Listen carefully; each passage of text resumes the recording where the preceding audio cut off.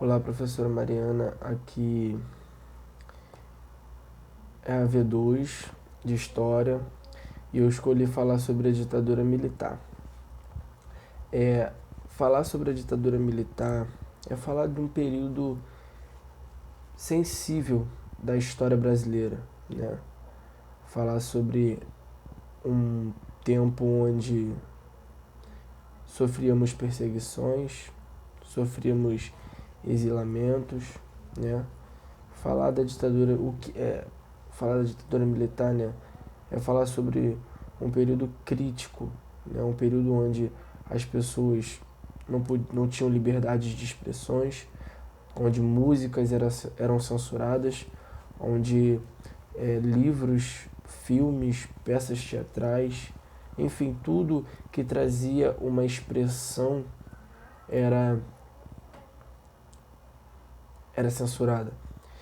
E não tem outro lugar mais expressivo do que a escola, não é mesmo?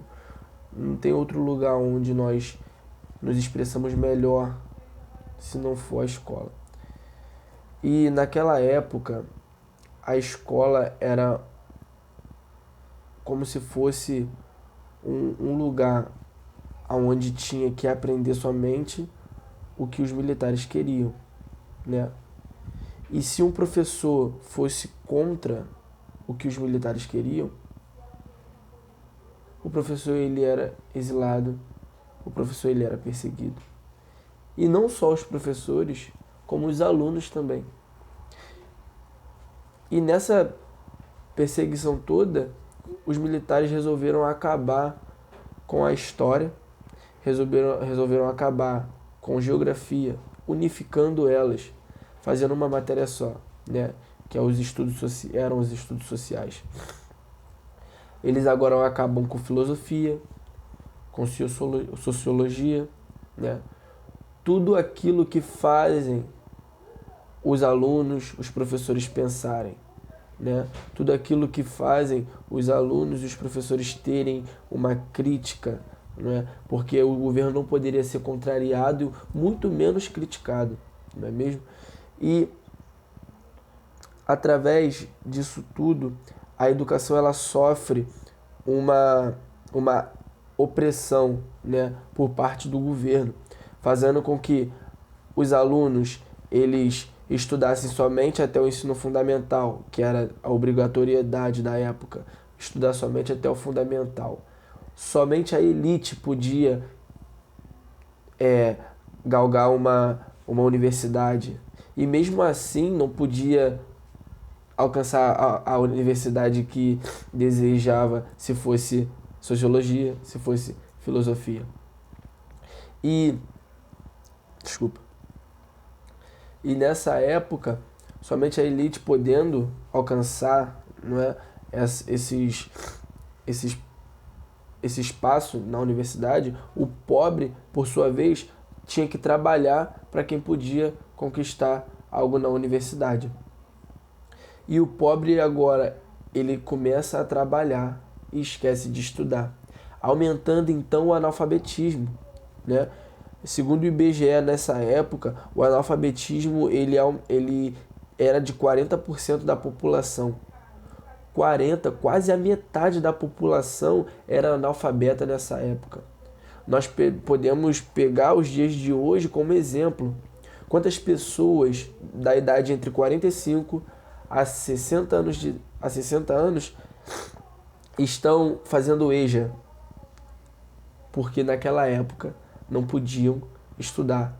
Tinham que puxar carroça, tinham que costurar, tinham que fazer alguma coisa para ter um sustento, porque naquela época não tinha a crítica. Por que eu não posso? Porque eu tenho que fazer isso? Não tinha. As pessoas eram reprimidas, oprimidas e tinham que calar a boca para sobreviverem, né? Fazendo com que as pessoas saíssem das escolas. Mudou alguma coisa de ontem para hoje? Pouca coisa. Pouca coisa.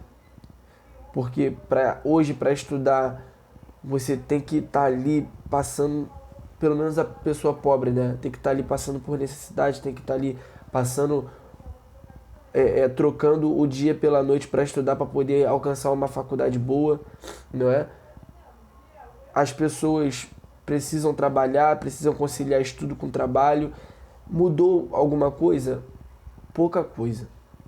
E nessa época era muito comum o exílio, né? Jogar as pessoas de destaque para fora do país, e aquelas pessoas que não eram de destaque, elas eram mortas. Não podia ser contrariado. O governo ele implementava aquilo que eles queriam, e era assim que era a educação nessa época. Só podia estudar aquilo que o governo queria. Era português, matemática e estudos sociais. Só. Por isso, hoje, nós vemos as pessoas com mais idade sem uma crítica, sem um porquê, né? Não se perguntam por quê. Assistem os jornais e colhem aquilo que os jornais falam. Leiam os jornais, colhem aquilo e é aquilo. Se ele falou, tá certo. Quando na verdade não é assim. Nós precisamos perguntar o porquê.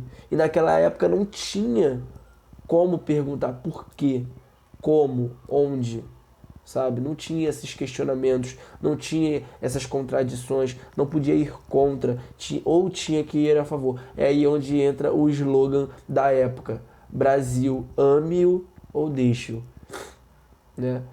E acaba a educação brasileira nessa época acaba sofrendo uma pressão, né, por conta da ditadura, que criou uma ferida que nunca vai cicatrizar, né? Nós podemos ver diversas coisas até os dias de hoje, não é mesmo? E eu acho que é isso que eu quis falar.